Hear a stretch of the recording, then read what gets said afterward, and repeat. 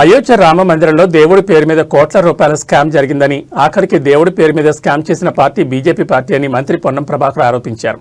సిద్దిపేట జిల్లా హుస్నాబాద్ మండలం జల్లెలగొడ్డలో ఏర్పాటు చేసిన మీడియా సమావేశంలో మంత్రి మాట్లాడారు.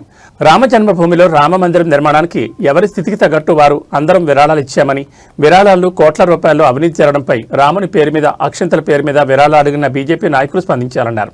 బీజేపీ నాయకుల అవినీతిని అయోధ్య ప్రజలు ముందే గుర్తించి అక్కడ బీజేపీ ఎంపీ అభ్యర్థిని ఓడగొట్టారన్నారు. అవినీతి విషయంలో బీజేపీ నాయకులు దేశ ప్రజలందరికీ క్షమాపణ చెప్పాలన్నారు. రాముని పేరును రాజకీయంగా ఎదగడానికి బీజేపీ వాడుకుందని, రాజకీయం వేరు భక్తి వేరు అని ఇది ఒక అవమానకరమైన విషయమన్నారు. అయోధ్య ట్రస్టులో ఉన్న వారు ప్రధాని మోడీ, అమిత్ షా ఆ రాష్ట్ర ముఖ్యమంత్రికి సన్నిహితులని, అవినీతి విషయంలో వారే బాధ్యత వహించాలన్నారు. రాముడి హుండీలను కొల్లగొట్టి విరాళాలను ఎత్తుకెళ్లడం ఈ దేశ ప్రజలకు రాముడికి అవమానకరమన్నారు. భక్తి పేరు మీద, రాముని పేరు మీద రాజకీయం చేసేవారి రంగును ప్రజలు గుర్తించారన్నారు. ఈ విషయమై రాష్ట్రంలో అక్షంతలు పంచి విరాళాల పేరుతో పైసలు పట్టుకుపోయిన వారు మాట్లాడారన్నారు.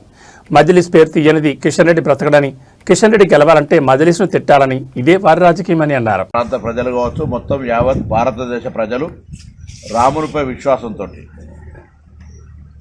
రామ భక్తితోటి, రాముడు పుట్టిన ఊరుగానే అయోధ్యను భావించేటువంటి పరిస్థితుల్లో అక్కడ రామ మందిర నిర్మాణానికి అందరం కూడా ఎవరికి హోదాకు తగ్గట్టుగా, ఎవరి శక్తికి తగ్గట్టుగా వాళ్ళు డొనేషన్లు ఇచ్చినారు. దురదృష్టవశాత్తు మనం పత్రికల్లో చూస్తున్నటువంటి వార్తలను చూస్తే ఆ డబ్బును కూడా ఎత్తుకెళ్ళినటువంటి పరిస్థితి స్పష్టంగా,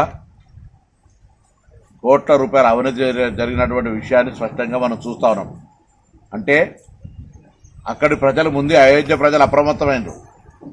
అయోధ్య ప్రజలు రాముని జపం మీద, రాముని పేరు మీద దేశవ్యాప్తంగా ఓట్లు తీసుకొని, రాముని అక్షింతల పేరు మీద తిరిగి ప్రజలను ఓట్ల కొరకు వాడుకున్నటువంటి వీళ్ళు ఈ ఆదాయ మార్గంగా, అక్రమంగా ఇందులో అవినీతికి పాల్పడుతున్నారని గమనించి అయోధ్యలో కూడా భారతీయ జనతా పార్టీని ఎంపీని ఓడగొట్టారు.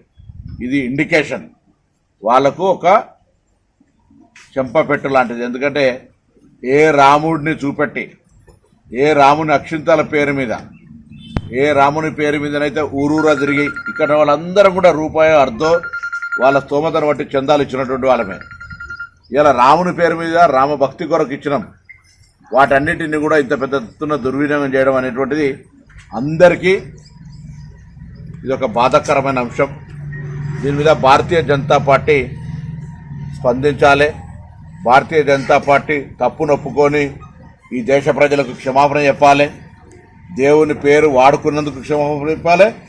దేవుని పేరు మీద అక్షింతాలు వసూలు చేసి, అదేవిధంగా చందాలు వసూలు చేసి ఈ విధంగా అవినీతి పాల్పడ్డందుకు దేశ ప్రజలందరికీ మీరు క్షమాపణ చెప్పాలి. భారతీయ జనతా పార్టీ అసలు రంగు బయటపడ్డది. దేవుని పేరు మీద రాజకీయానికి, ఆర్థికంగా ఎదగడానికి ఉపయోగించుకున్నారు తప్ప ఇంకోటి కాదు అనేటువంటిది ఈరోజు స్పష్టంగా.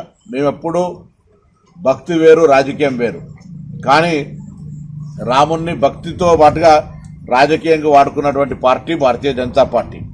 ఇవాళ ఇంత పెద్ద అవినీతి జరుగుతుంటే తెలంగాణ భారతీయ జనతా పార్టీ నాయకులు కావచ్చు, దేశంలో ఉన్నటువంటి వాళ్ళు ఎవరు కూడా అవును ఇది పొరపాటు, ఇది తప్పు, ఈ విధంగా అవినీతి జరగడం అనేటువంటిది రామునికి సంబంధించిన విషయం లోపల ఒక పెద్ద అవమానకరమైన అంశం జరిగింది. రాముని పేరు మీద డబ్బులు దొంగతనం చేయడం ఆ పాలక వర్గం అనేటువంటిది.